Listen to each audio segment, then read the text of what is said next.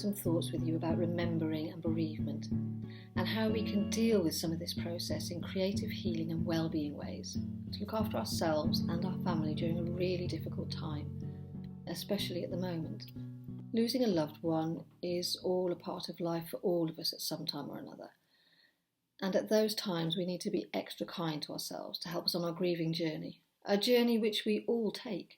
I tend to think of grief and bereavement as being one of phases rather than stages, and however you and your family see it is what feels right for you.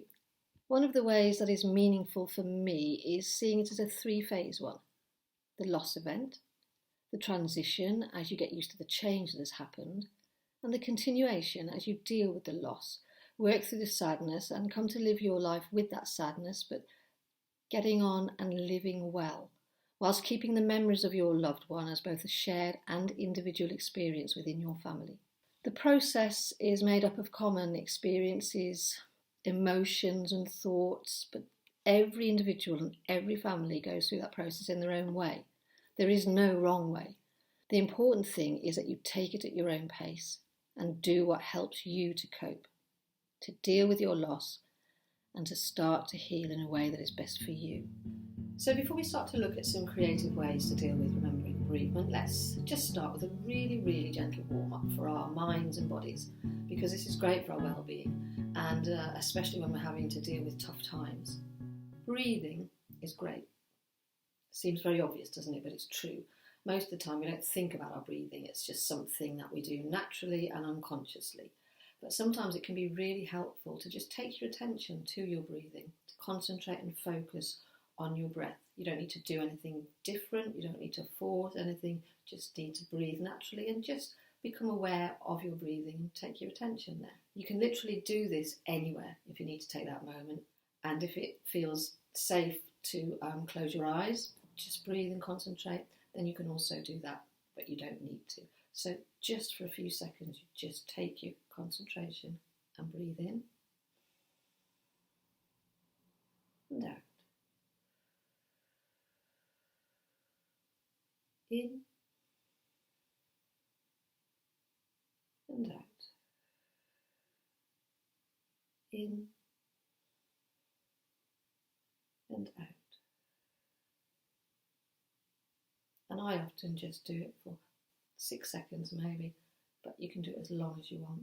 And then something else which is quite good just to get you a bit sort of stretched, especially first thing in the morning, but at any time of day really, is just some gentle shoulder rolls. You just roll your shoulders back really gently 3 times. It's a bit like when you wake up in the morning and have a stretch in a yawn, it just helps you get that stretch. And then forward 3 times. You might hear some cracks, which is quite normal. Cracks and creaks, that's quite normal. And then just a really gentle limb shake can be quite good. You can't see my legs, but I'm just giving my feet and my legs a little bit of a shake out on your body. And you can do this standing or sitting, and if there are parts of your body that are more difficult or uncomfortable to move, then you just shake the bits of your body that you feel okay and comfortable, and it just helps you to just get yourself going and feeling a little bit calm. Let's have a look at memories and how to use them for well-being. Memories are part of what makes us human and contributes to our quality of life. So as part of the bereavement process, recalling good memories and sharing them with your family is a really wonderful aid to your own well-being.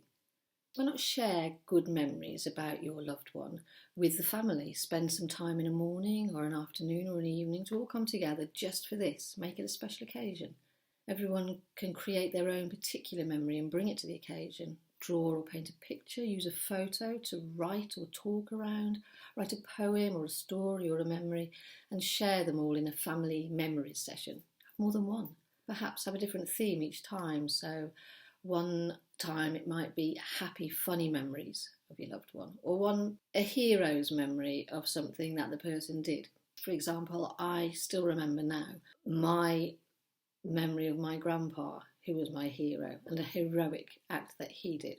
I was very little, I was 4 years old, and we used to stay with our grandparents quite often, and I was always told not to lock the bathroom door because the lock was a bit stiff and I was very little and I'd get locked in. And I never did lock the bathroom door. I did as I was told until one day I decided that I would. And of course I got locked in and I started to panic and began to get a bit hysterical, think I was never going to get out. My grandparents couldn't open the door from the outside. So my grandpa had to go round into the alley. The bathroom was on the ground floor and squeeze through a really tiny bathroom window. And my grandpa wasn't a really tiny man. So he squeezed through and rescued me. In my memory, I was in there for hours and hours. It was probably minutes, I can't really remember. But I remember to this day, and I've told that memory to all my family know it obviously, but my children, my husband, I tell my friends about how I got locked in and my grandpa rescued me. And that day, he was my hero. I didn't need a fireman to come and rescue me. My grandpa was my hero. Memories like that are always really, really lovely to share. Or a brave session, a memories session where you talk about the brave things that your loved one did. A silly time when you think of silly things. A time when you were mad at the person perhaps, because it's okay to have negative memories. It's very normal, it's human. We all have positive and negative memories, pretty much of everybody we know in our circle of family and friends, and that's okay as well. Older family members can help the younger ones to create or make something to bring along when you have your memory time, which enables further talking around important memories in a positive and safe and together way. Telling stories and storytelling is another helpful, creative way to deal with grief, as it's a way to recreate ourselves and our stories and put ourselves at the centre of the story for a short time, which is a great thing to do. Set aside a family storytelling time in the day or in the afternoon or evening, and each tell a story of something special you remember about your loved one that perhaps the rest of the family don't know. A story where perhaps there was just you and your loved one together and it's a memory that you've got and that they would love to hear about. Also, you could retell a loved family story that included all of you as well as your loved one, told as a circle story. So one person starts the story and then the next person takes it up and follows on the next bit of the story, but each person tells it from their own perspective. And it can be really interesting and fun to see how you all remember the same event and the inclusion of your loved one in the story, because each person's version might be quite different. And then that might start further discussions around, well, no, it didn't happen that way, but I remember it this way. And it's just a great way to remember your loved one and keep that memory alive. It's a great comfort to recall memories of times together when your loved one was alive, and perhaps being funny or kind or even cross or annoyed. My brother and I often talk about how he used to wind my dad up by throwing little bits of paper at him when he was watching TV, which made my dad furious and annoyed some other members of the family and made other members of the family laugh. But it now makes us laugh. To this day, it makes us laugh and feel great affection for my dad. And we also wonder, which again is another thing you could do within the story, we wonder what my dad would say about that story now if he was here in the retelling of the story. So you can talk about what your loved one would say. I think my dad would just be as angry and annoyed as he was at the time, and we probably would be laughing about it, and my dad wouldn't. And it's nice to have those discussions. It can be very comforting. Something else you can do is to create a memory box.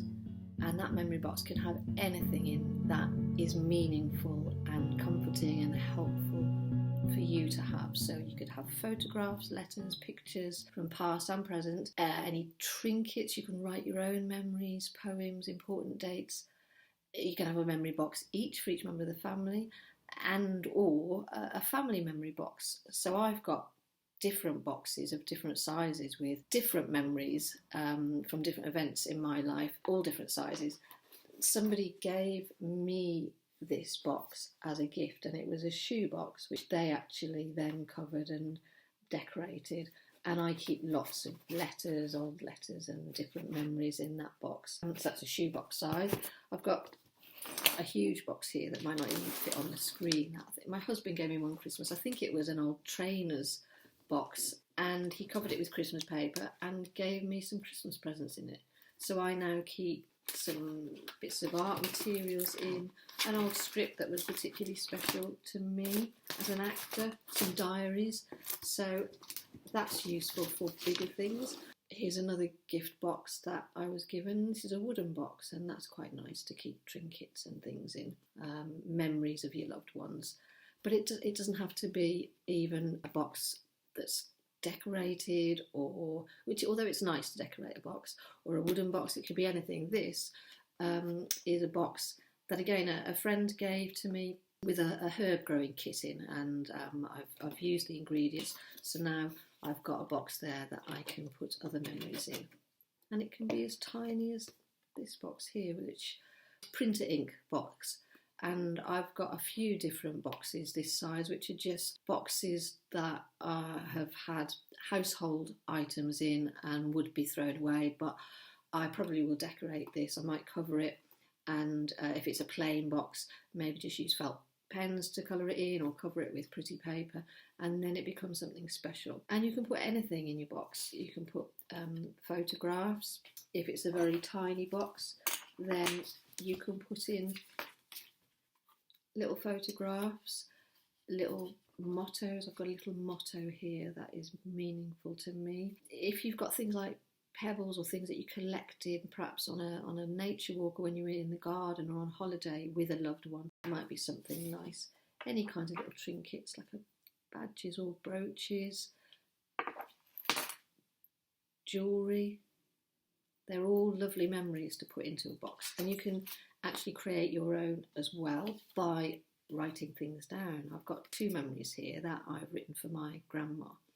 So one of them is telling me off for not wearing shoes in the garden in the summertime. I used to never want to wear shoes, and she used to tell me off. So there's me being told off, but that's a nice memory. It's an affectionate, fond memory that I have. And another one, which is also about my grandma.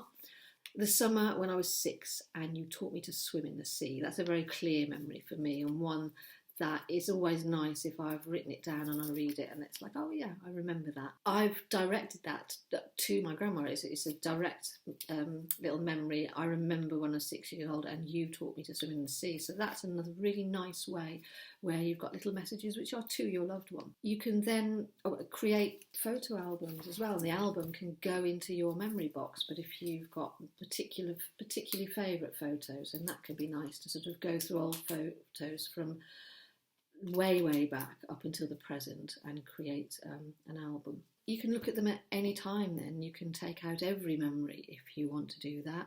You can take out particular ones on a particular day at a particular time when that's what you feel you need, and it's nice to do that individually and also as a family. We often have a sharing where we do look at old photos just as a family, just have an evening when we look at old photos, and it brings back so many memories, and it's a really lovely way to do that. Another thing you could do is using those same kinds of ingredients, photos and messages and pictures, create a collage.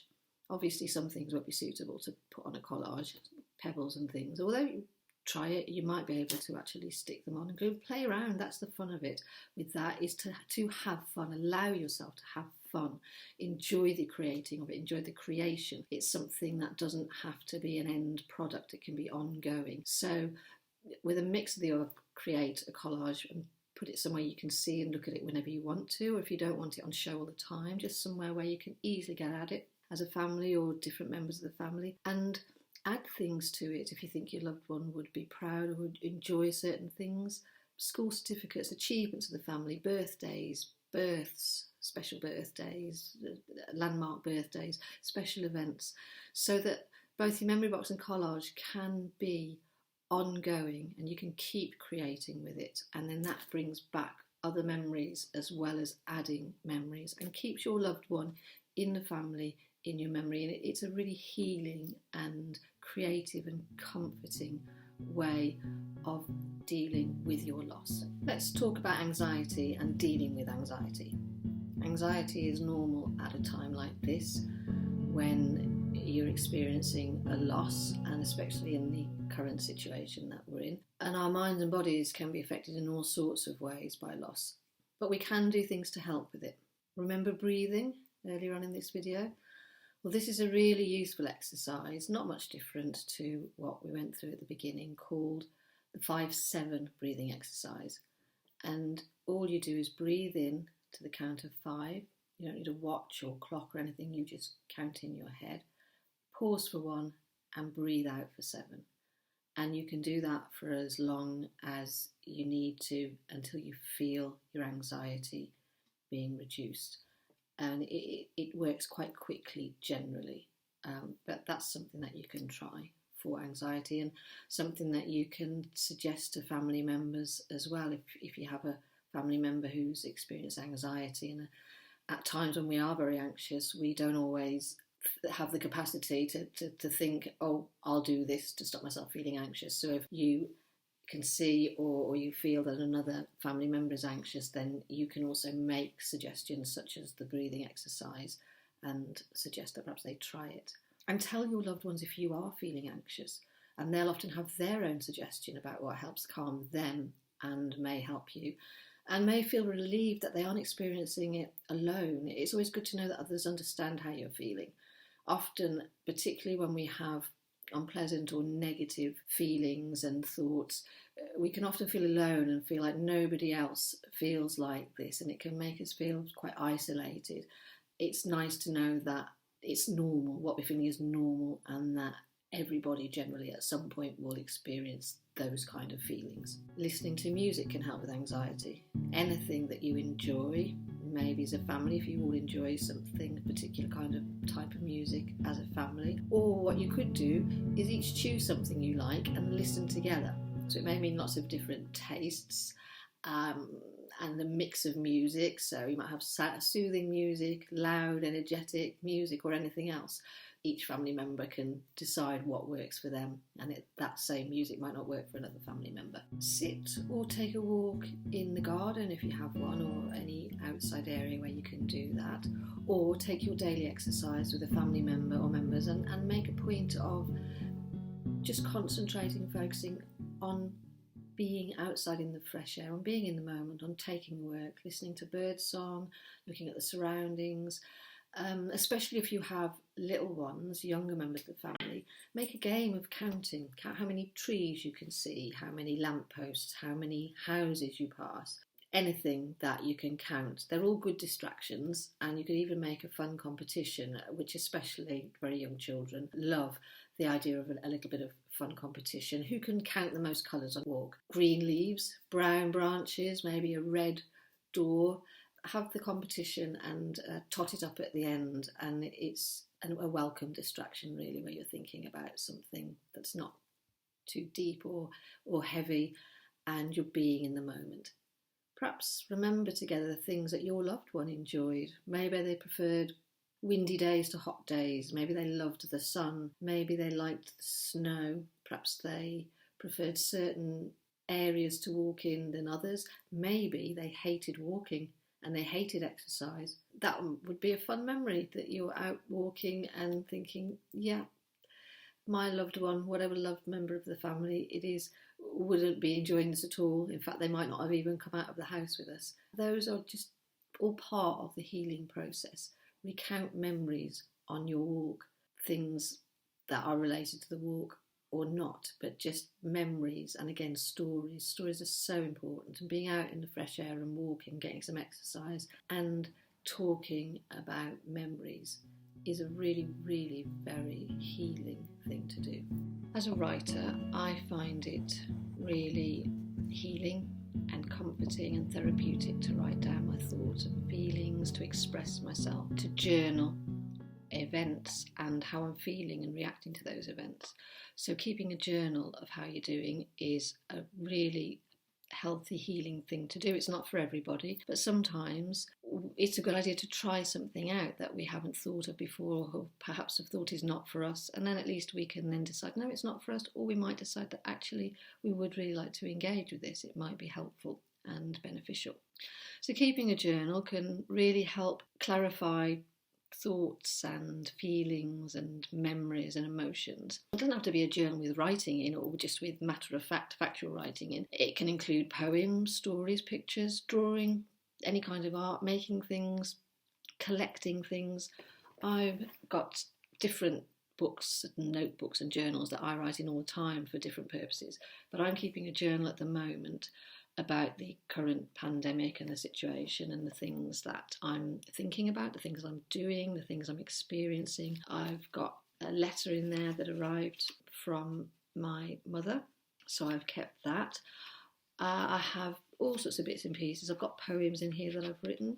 Some of them directly relate to the situation at the moment, and others don't. It was just things that I wrote on a particular day. I also started just collecting things from outside when I was having a bit of exercise outside. So I picked up a couple of leaves that I thought I can keep them there. There'll be memories. I'm collecting memories, and a lovely piece of ivy that I just thought was very pretty. And my husband brought me a very tiny flower one day when he'd been out, and I thought that would be nice to press in the pages of my journal. I also scattered some poppy seeds. They're quite out of date, so they may well not grow, but I thought, you know what, I'd like to keep a memory that I did that during this time, so I've kept the packet and I've put that in my journal.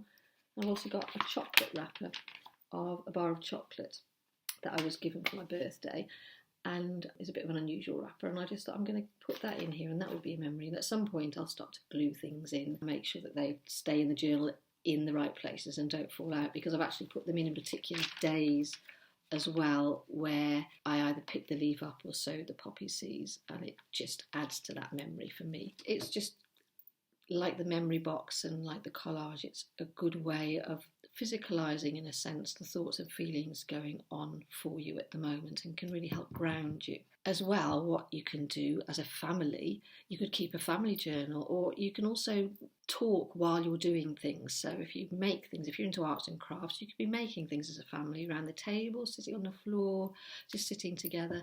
If arts and crafts aren't your thing, just colouring, and that's great for younger members of the family as well, just colouring in pictures, chatting, drawing, and talking in a really informal, relaxed way without any pressure or without it seeming to be a force. Right now we're going to sit down and talk. It just flows naturally, and can be a much easier way of talking for some families and some individuals. And keeping a journal is a really good way of expressing your emotions safely as well, and bringing a sense of relief. I feel always a sense of relief that I'm getting stuff that's in there or in there that can feel a bit locked maybe inside, and I perhaps don't want to talk about, but I can get them onto paper, and it's really safe because it's helping me keep a record of how I'm getting along and processing things, and can be really useful to note down physical, mental, emotional feelings and experiences. And as well as helping make sense by writing them down, you can see how you're getting on your journey, especially if you're having a bad day. You might have had some good days, and then you have a day where you're thinking, I'm never going to feel better, I feel terrible. And you can look back at when you had better days, and then as you go through better days, you can also look back and think, yeah, bad days come and go, but they don't stay.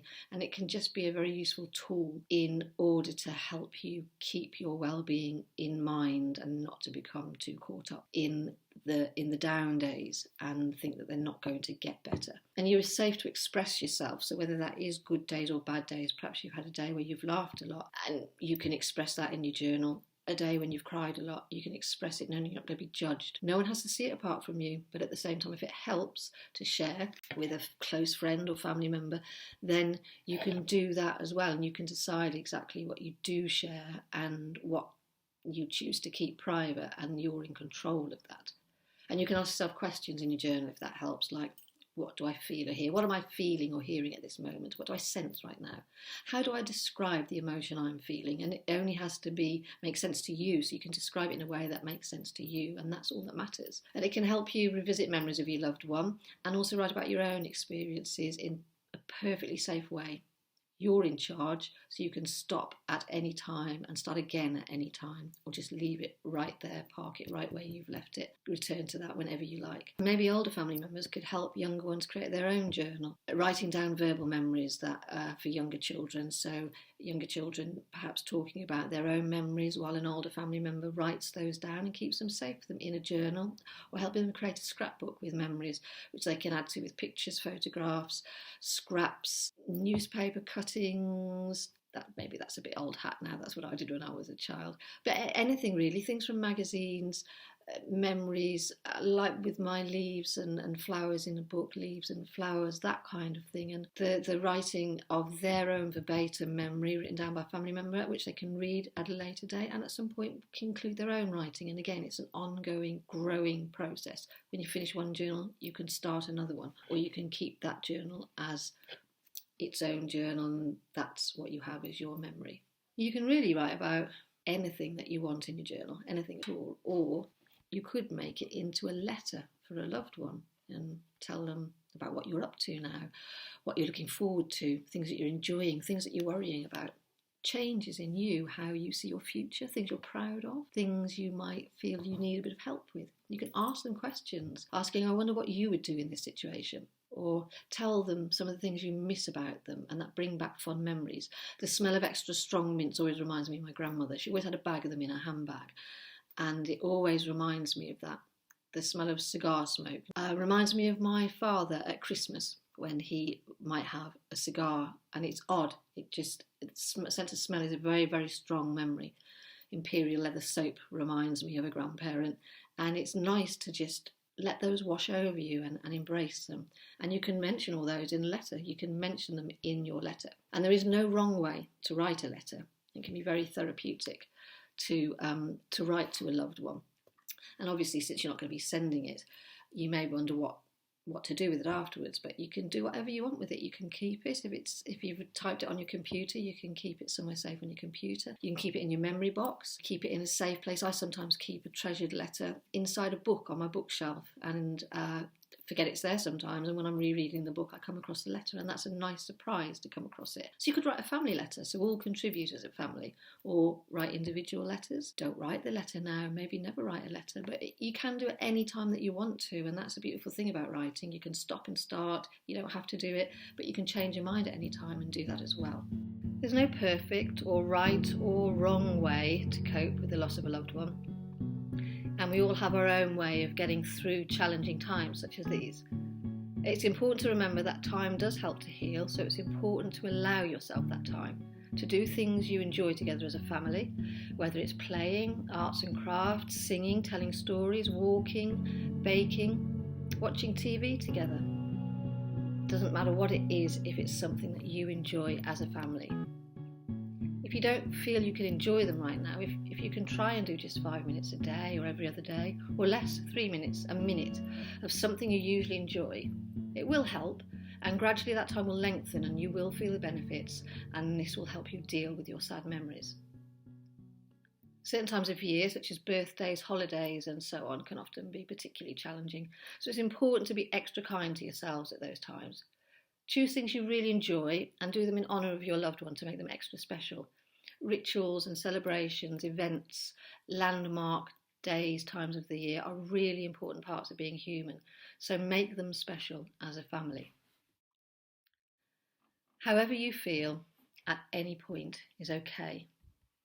Common feelings include being scared or afraid, or the opposite, feeling nothing, feeling empty. That is okay and normal. As normal as feeling sad and crying is laughing, and that's absolutely okay and important to allow yourself to do that. It's okay to have good days and bad days, and to simply take things a day at a time. It's your journey, so whatever feels right for you is the right way for you. Talk and keep talking. Ask for support, it really does help. And often doing a creative activity together as a family can make it easier to talk to each other. If we're sharing a poem or drawing a picture, doing a jigsaw, making something with Lego, for instance, while we're talking, then that can make it a relaxed and easy way to chat and remember. Remember that no matter how you choose to creatively heal from the loss of your loved one, it's the right way for you. It's whatever feels appropriate for you at a particular time. And you can use any of these activities in the video that feel right for you. Ignore those that don't, and return to any of them and repeat them as often as you want or need to. And along the way, you'll probably find your own ways that you can then pass on to other family members that you find help you to heal, remember, and deal with bereavement in creative, healthy ways.